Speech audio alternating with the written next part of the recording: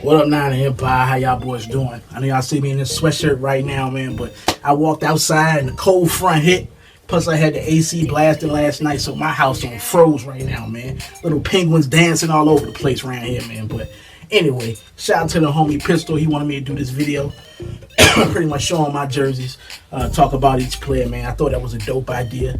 Plus, the 49ers are celebrating 70 years, so I think it'd be kind of cool to take that trip down memory lane.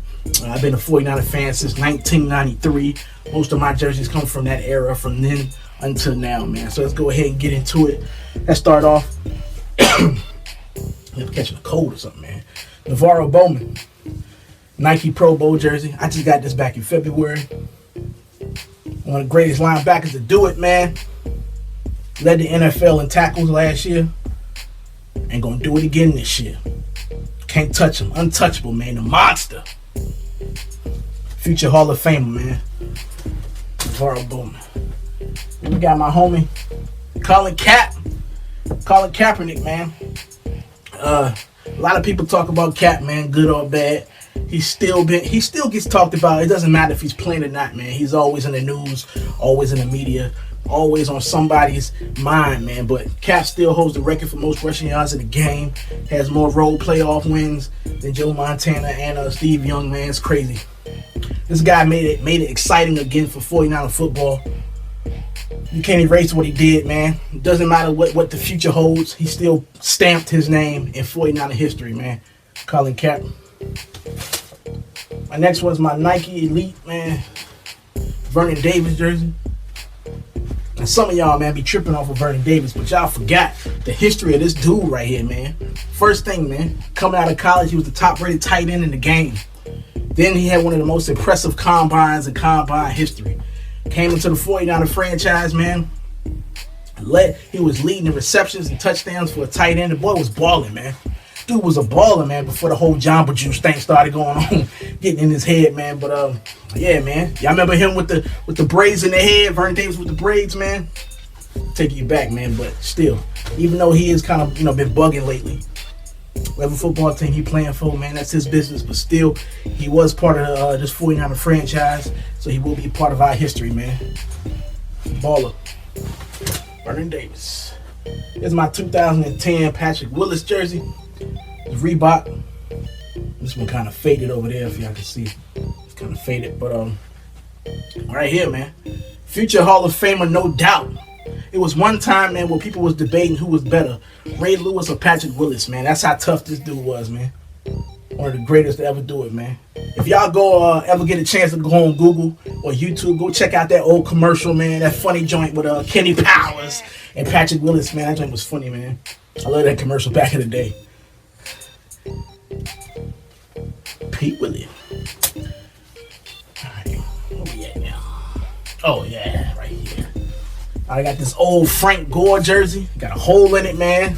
Crazy. I wears my jerseys, man, but Frank the Tank, the greatest running back in 49er history, breaking and shattering all the records. The boy put the football team on his back. We owe this dude a lot, man. 49er fans know this dude right here. Without him, man, I don't even know how he even won games back in the day. To be real. And I'm being real, man. This boy literally put the team on his back, man. Frank the Tank. We got the infamous right here. The gold Tim the Toolman Rattay, man. I get a lot of flack for this jersey, man, because of the player and because of the gold. But come on, man. Tell me this right here ain't pimp, man. Come on. Pimp. Hooray. Come on, man. It's some pimp right here, though. Anyway, man. Tim Rattay, I thought this dude was going to be a good quarterback. He did break Joe Montana's completion record in the game. Might have been a small record, but still, at least he got one, man. And, he put on that jersey, so he's a part of our history, man. Even though he got injured and stuff started to go south for him, I still had hopes for the dude, man. At the time, Tim Rattay. Alright. The next one, man. Another debatable player. 49er fans debate whether this dude was overpaid. To me, man, I like the way he played. I like his aggression and how aggressive he was, man, in our secondary. But some people felt like he was overpaid. Nate Clements, it's the white one, Reebok one. At one point, he was the highest paid defensive player, man, in the NFL at one time, man. Some folks debate, was it overpaid or not, man. I kind of put him in that category of guys like Dante Whitner and Deshaun Golson, guys who are real aggressive. They hit hard, but sometimes get burnt in coverage. But I still like the dude, man. Nate Clements.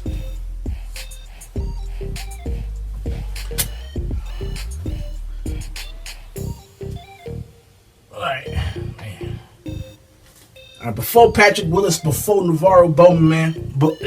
Before Patrick Willis, before Navarro Bowman, you had Julian Peterson, man. JP. This one also fading a little bit, man, but I don't care. That's war wounds right there, man. Y'all Seahawk fans, y'all call yourself real, man. How many of y'all know who JP is? Julian Peterson, man. Huh? You know him? Do you? Y'all don't know who that is, man. Julian Peterson.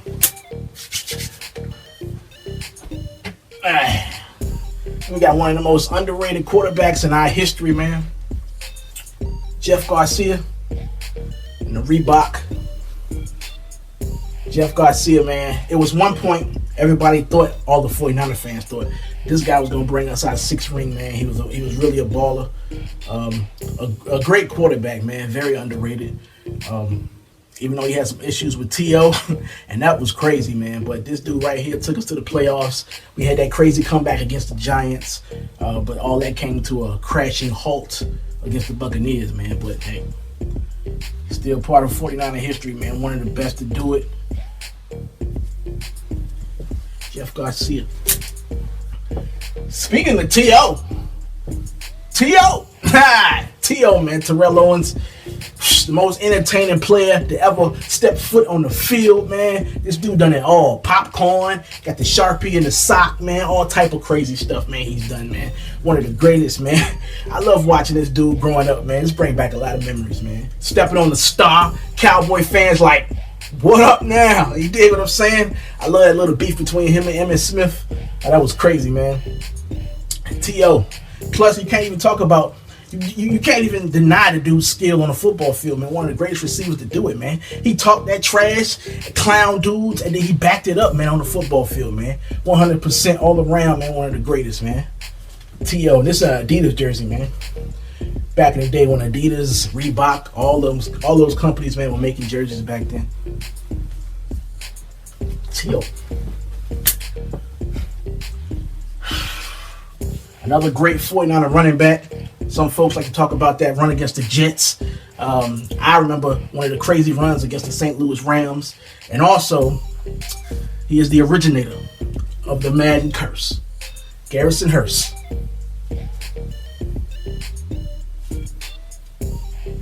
You can't talk Madden curse without bringing him up first, man. You can't talk that Madden curse without bringing up Hearse. Come on, man. Bars.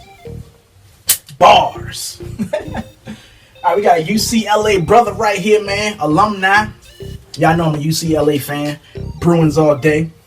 This guy right here was a wide receiver. If y'all remember this crazy play, Steve Young pitched the ball to Jerry Rice, and then he threw it deep, faked everybody out, touchdown pass to J.J. Stokes against the Falcons. Go ahead, speed this up, man. I want to... Another UCLA alumni, even though he didn't get drafted by the 49ers. These Cowboys, man, out here didn't want to pay him. They say he was getting too old. So he came to the 49ers. Yeah, came and played for us, man, and got it done. No problem, man. Ken Norton Jr. What up, Cowboy fans, man? Ken Norton Jr., the son of the heavyweight Ken Norton. Y'all remember he used to go on the sideline, go on the goal line by that goal post, just pop, tear it up, man. It's the homie right there, man. Ken Norton Jr.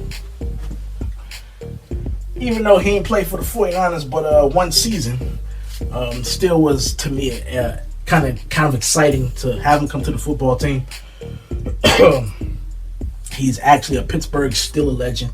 I showed this a couple times also, man, but it's Rod Woodson. Played for us for 1 season.